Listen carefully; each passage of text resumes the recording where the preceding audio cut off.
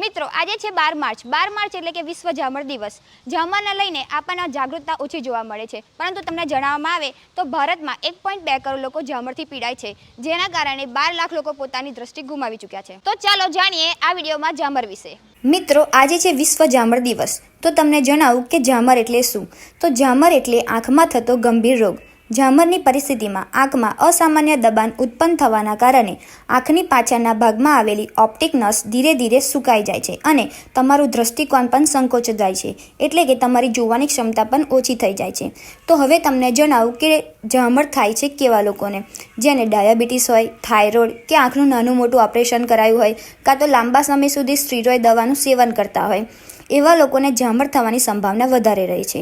ઝામર થવાના કોઈ લક્ષણ દેખાતા નથી, પરંતુ અમુક દર્દીની આંખ લાલ થાય છે, આંખોમાંથી સતત પાણી પડવું, આંખમાં દુખાવો થવો, માથું દુખવું, પ્રકાશની આજુબાજુ કુંડાળા દેખાવા વગેરે ચિહ્નો ઝામર થવાના છે। એટલે કે 45 વર્ષની ઉંમર પછી તમને ઝામર થવાની સંભાવના વધી જાય છે। તો આવામાં તમારે શું કરવું? તો તમારી નજીકની હોસ્પિટલમાં જઈ આંખોનું ચેકઅપ કરાવવાનું રહેશે।